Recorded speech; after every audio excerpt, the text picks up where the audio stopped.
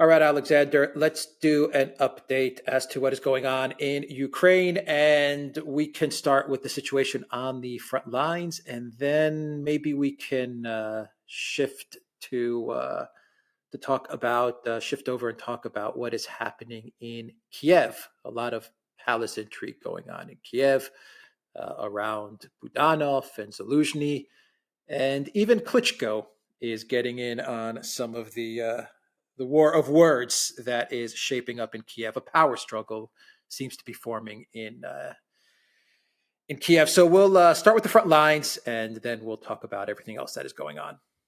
Yes, we need to start with the front lines because it's important to say that whatever is going on in Kiev is directly connected to the events on the front lines. If the situation on the front lines was stable, if it really was a stalemate in the way that, some people in the media want to pretend, then the situation in Kiev would be stable. But it is not stable on the front lines, and in Kiev, it is becoming increasingly tense and chaotic.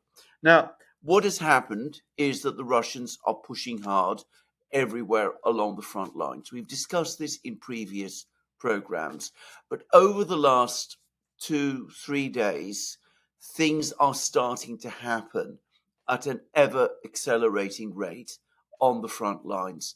And we're starting to see serious cracks and breakdowns in the Ukrainian defenses. And the most important one has happened in Avdiivka. Now, Avdiivka, just to remind everyone, it's a small town, about 30,000 people before the war, close to Donetsk city. It was part of a very heavily fortified line that Ukraine created between the fighting in 2014 and the start of the special military operation. It was a fortress city. People like Patrick Lancaster have been there. They've described how incredibly dense the fortifications in Avdiivka were, and it was, until very recently, the linchpin of the entire Ukrainian military position close to Donetsk city. It was the place from which the Ukrainian army would have attacked Donetsk city had such an attack ever materialized.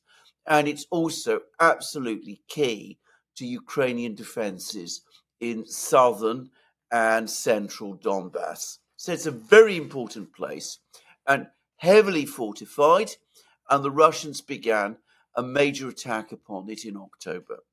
Now, this is a heavily fortified place. Most people thought the fighting would go on for many weeks, many months. The Russians have been gradually tightening their grip around Avdiivka, but it didn't seem until a couple of days ago that things were going to take a dramatic turn there. And then suddenly they did. About 2 days ago, we suddenly started to get a whole trickle and then a cascade and flood of reports, all of which now confirm that Ukrainian defenses in southern Avdiivka, this is the town itself, not the fortified perimeter around it, but the Ukrainian defenses in southern Avdiivka have suddenly collapsed. And it seems that the Russians have been able to storm various heavily fortified Ukrainian positions south of Avdiivka. They've broken into Avdiivka itself. So the fighting is now taking place in the southern part of Avdiivka.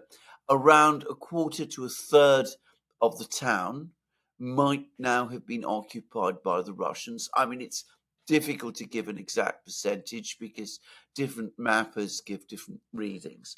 And it seems that there's a Russian attack on Avdiivka from multiple directions, and there are reports of Ukrainian soldiers fleeing the battlegrounds and the Russians pushing towards the central part of Avdiivka. So this is a shock. It's a couple of days ago, we were talking about the collapsing situation in the bridgehead of Krinky, which is on the east bank of the Dnieper River. And apparently we've got more news about that as well. It seems the Ukrainian troops who are still there are now down to about 50. and the situation there is collapsing in the way that we discussed. Avdiivka, much bigger place, far bigger battle. We're talking about thousands of men on each side. The Russian force is said to number around 40,000, so that gives us a sense of how much more important it is. But suddenly, a situation where it looks as if Ukrainian forces are starting to break down and that they're not able to plug the holes that are starting to appear in their defense lines. And to make matters worse for Ukraine, this seems to be happening right across the front lines now. So the Russians have made significant further advances, for example, in the area of Bakhmut. They're pushing west of Bakhmut towards a town called Chasov Yar, which will then open the way for attacks into northern Donbass. They seem to be well on the way to capturing an important village there called Bogdanovka, which is, again, a linchpin to Ukrainian defenses in this area. They've made further advances further north from Bakhmut towards the other important fortified Ukrainian town of Siversk. And again, one's getting reports that things are starting to break down.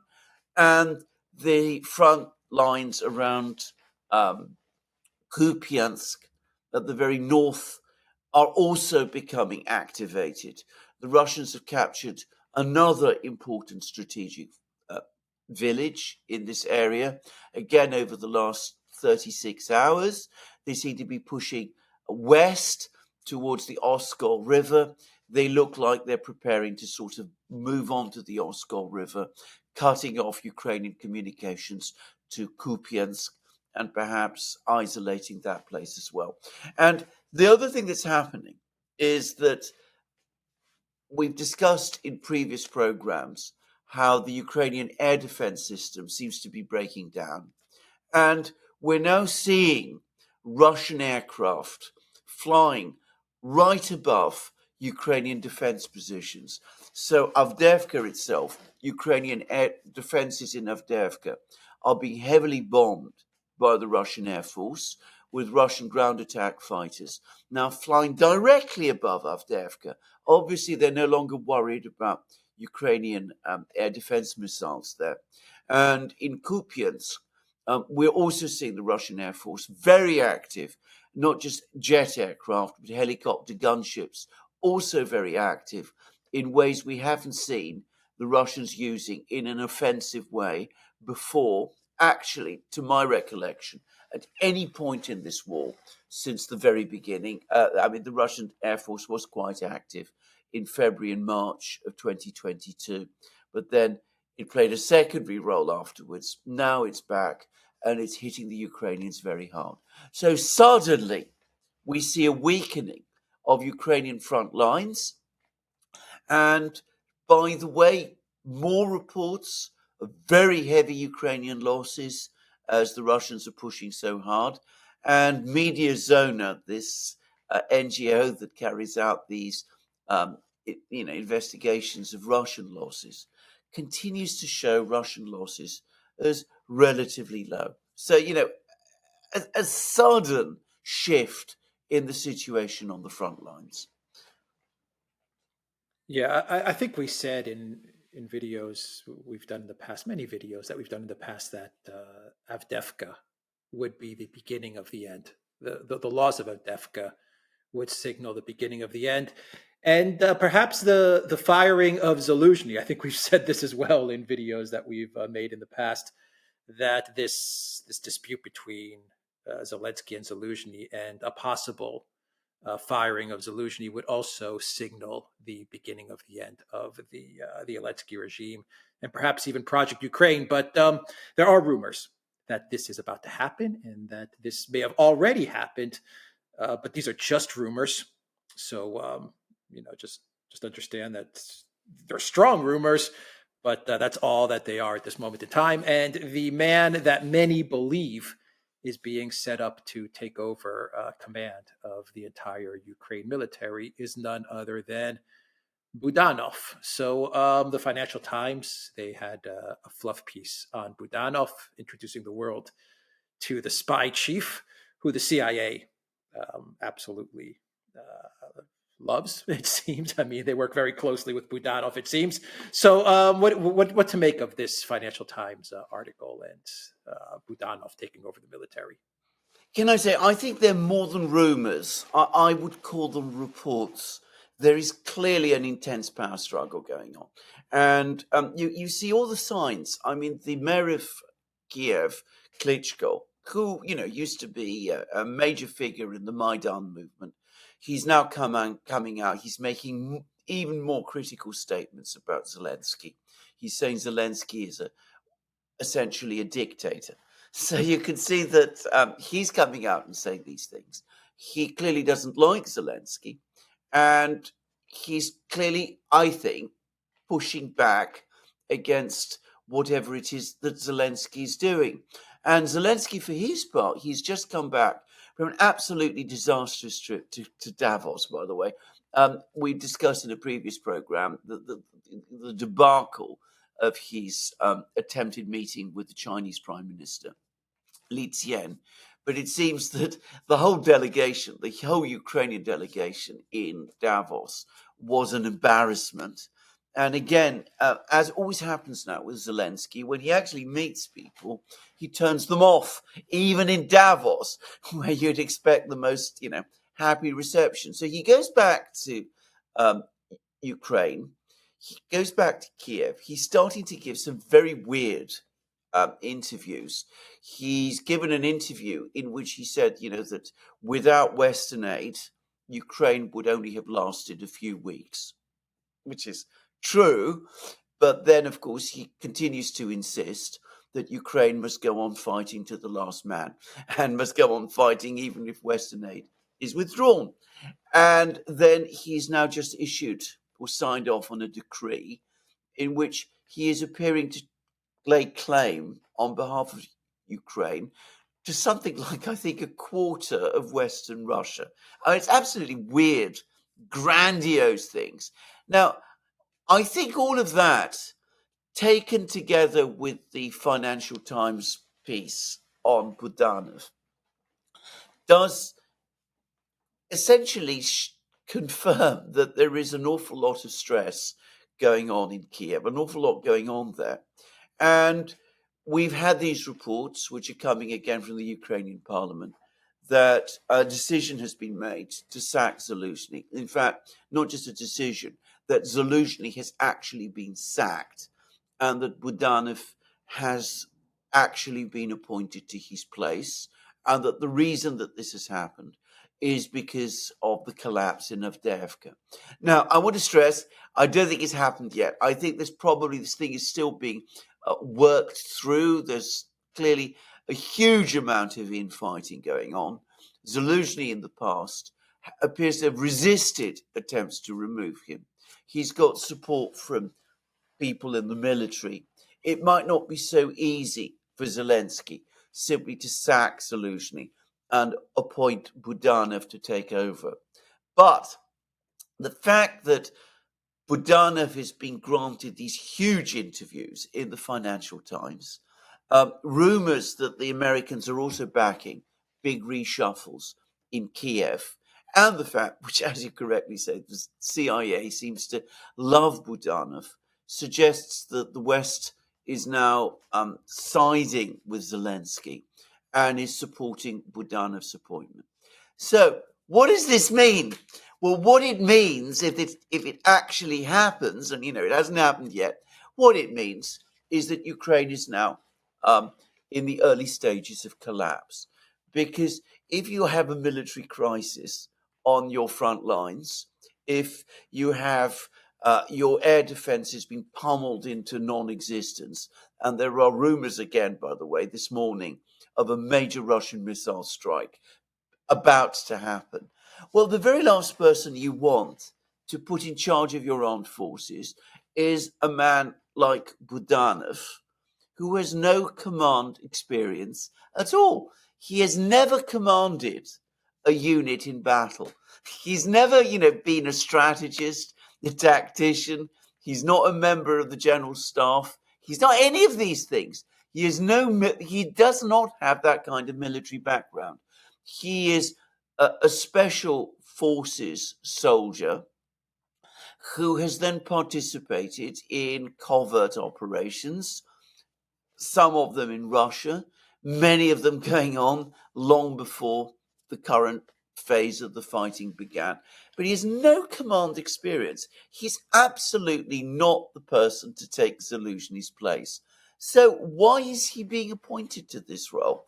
It seems to me there are potentially two reasons.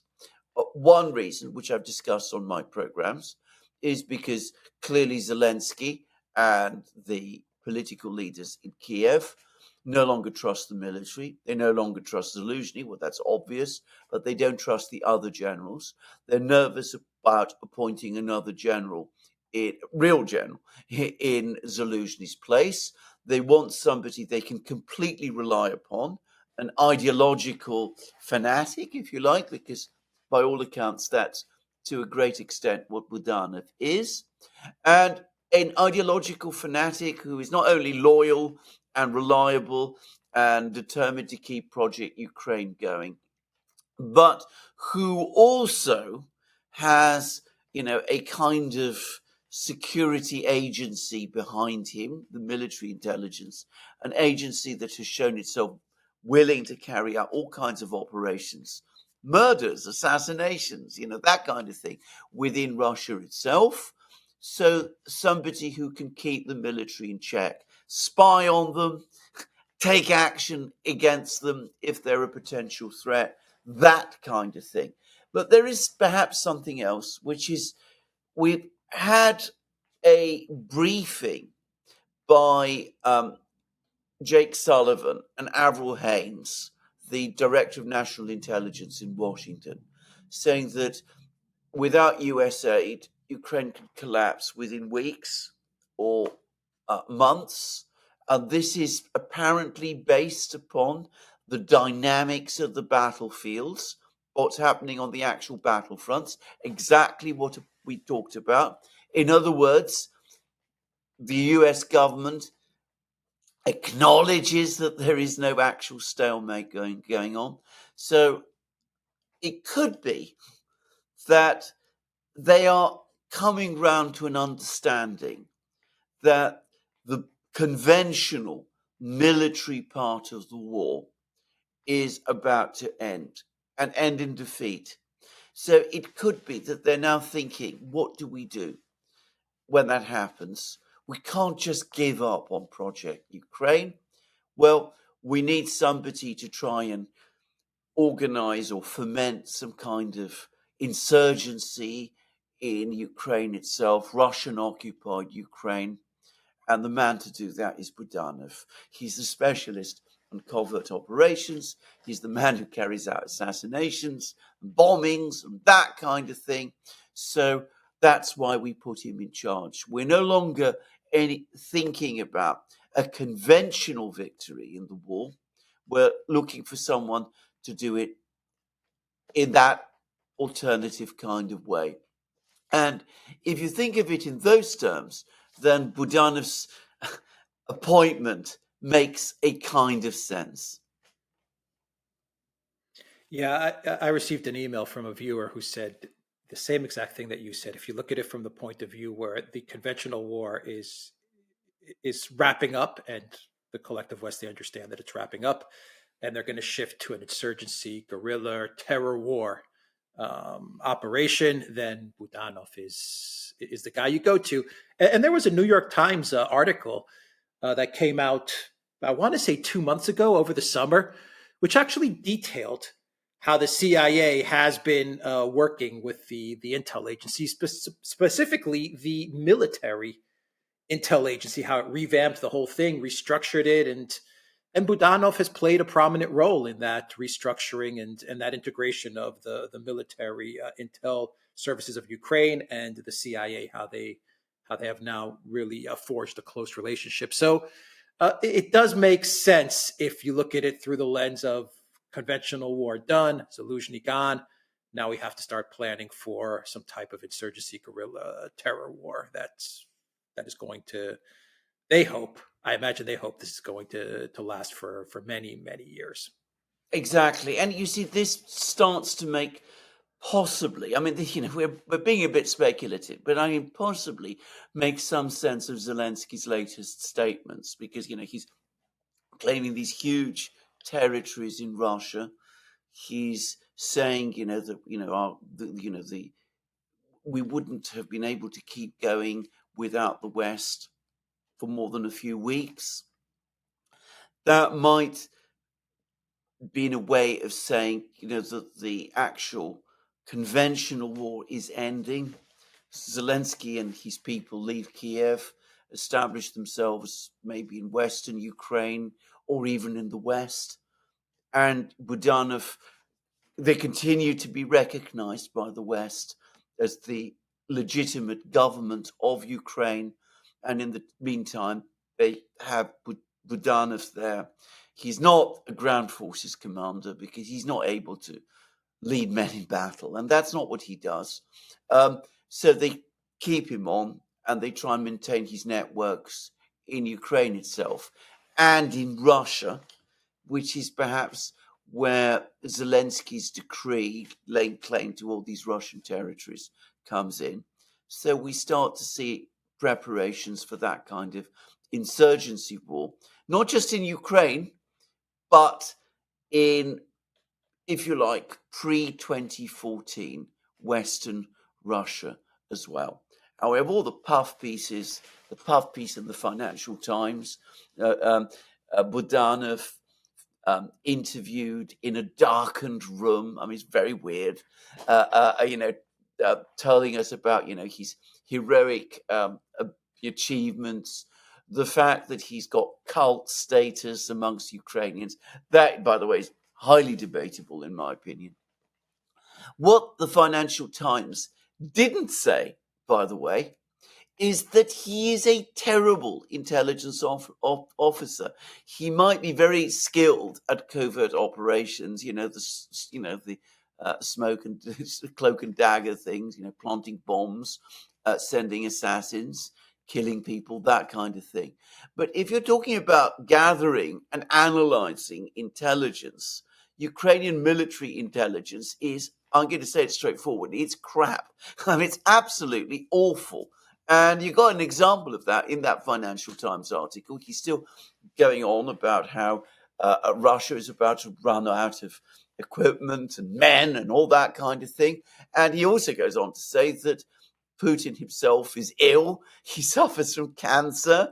That all the people you see on television are not really Putin at all. They are Putin clones. All that kind of thing. I mean, Budanov has no skill as an intelligence officer. He doesn't understand or know Russia very well. I get the sense he's not even interested in finding out the true facts about Russia. See, he doesn't do. I remember it's called, the intelligence department of the Ukrainian General Staff or whatever it is. He's not carrying out that function. What he is really only interested in is, as I said, all these covert operations. And of course, that, however, still makes him ideally suited for the kind of insurgency war that the CIA and the Biden administration and the other members of the deep state and perhaps the Europeans are now planning to launch in Ukraine when the military collapse comes, which, as I said, according to Sullivan and Hames, might happen in the next few weeks or months. Yeah, of course, everything can change if they approve the 61 billion or they steal the 300 billion. I mean, all of this can change, and maybe Zelensky stays on and they continue to fight the conventional war for the next year. So, I mean, this could all change. But I imagine a final question is that I imagine that they don't really care about good military intelligence. The collective West, they prefer an ideologue crazy like Budanov. I mean, this is what they prefer, because at the end of the day, what this conflict was always about and what it will remain to be about is creating chaos in Russia so that you can somehow remove Putin. And for them, if they can have a Budanov who'll carry out whatever activities he needs to carry out in order to, in order to destabilize the Putin administration, then I think that's what they're fine with that. That's what they Oh, prefer. I don't think they really want to engage in professional military intel or even get to the truth of how many weapons Russia has or what Putin's health is. They just want chaos in Russia on the hopes that the Putin government crumbles. I mean, we're back to square one with yeah, all of this. you are, of course, absolutely right, and we're going to get all these kind of things. I mean, there's been a explosion at a gas terminal in St. Petersburg, and some people think that's Budanov's organization had something to do with that. It might have done. I mean, we are going to be exactly as you said, right back to all that kind of thing. There's a number of points to make, though. Firstly, we've been there. It's already been tried, and it failed. I mean, the Chechen insurgency, which then morphed into the jihadi insurgency, tried to do exactly that thing right across Russia in the 1990s and the 2000s. And the Russians eventually did succeed in getting on top of it. And the fact that the Chechen people were enlisted in this enterprise, actually all it did in the end was turn them against the West. So, it's something that's already been attempted and it has already failed. Now, the other thing is, I really do wonder whether people in Ukraine would really be willing to clamber onto this enterprise. I say that because I get the sense that there is now growing war weariness in Ukraine, that people really want to see an end. They want to get back to living their normal lives. And in fact, I'm sure you've seen it. There's been this really rather distressing tweet by a visitor to Ukraine. She's been around the country. She says the situation is utterly bleak. People are in despair. They're becoming increasingly angry with Zelensky because he's led them into this disaster. And they're becoming increasingly angry with the West as well. And I would have thought trying to sustain an insurgency operation in the face of all of that it is like it's swimming against the tide, if you will. So yes, I think that if we do see a military collapse, Budanov does have his operatives in Russia. Clearly, he clearly has some operatives. Well, he will have lots of operatives in Ukraine itself. There's the Azov people and people like that still there. Some of them, no doubt, will go to ground and they'll start carrying out those kind of operations. But is it in the end sustainable over time? I wonder. And of course, for Europe, this is a disastrous idea because sustaining insurgency operations like the kind we're talking about, requires base camps and training camps. You're going to have armed men across Europe getting trained to, engage in all of these things. All sorts of strange and difficult people will no doubt be attracted to this kind of thing. The Russians will take countermeasures. It's so easy to see how this could spread instability. You're aiming to achieve instability in Russia. Could very easily spread instability into Europe instead. But there we go. They're not prepared to give up on this enterprise. Regime change in Moscow, breaking up Russia, because again, this is what Zelensky is now talking about. These objectives never shift. They're going to continue with it until, well, I don't know what has to happen before there is a final acknowledgement that it will fail. Yeah, well, these people that are going along with this idea of some sort of insurgency, if this is indeed the case, well, they're never going to be able to rest. They're never going to find any rest because the Russians are not going to stop going after them either. So I mean, it works both ways. Absolutely. And I question also the popularity of Budanov. I mean, I think Zaluzhny is a much more popular Well, absolutely. person in Ukraine than Budanov is. I mean, Well, absolutely. I mean, cult status and all of that. I mean, this is what the Financial Times building a said about it. narrative.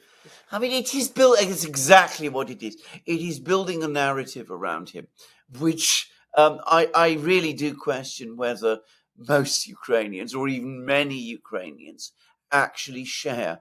I think increasing numbers of Ukrainians, on the contrary, are becoming utterly fed up with the way in which their country has been used in this way. And as I said, that tweet spoke about, huge numbers of people killed and wounded, and how families are grieving their sons and fathers and brothers. Does it really feel sympathetic to someone like Budanov? I doubt it. Zaluzhny, an open general, I have questions about how really competent he is, but one can imagine that he would be someone that in a military crisis people might look up to. But Budanov, to be frank, hardly so, I would have thought. All right, we will end it there. The Duran.locals.com. We are on Rumble, Odyssey, BitChute, Telegram, Rockfin, and Twitter X. And go to the Duran shop. 15% all t-shirts, off all t-shirts. Take care.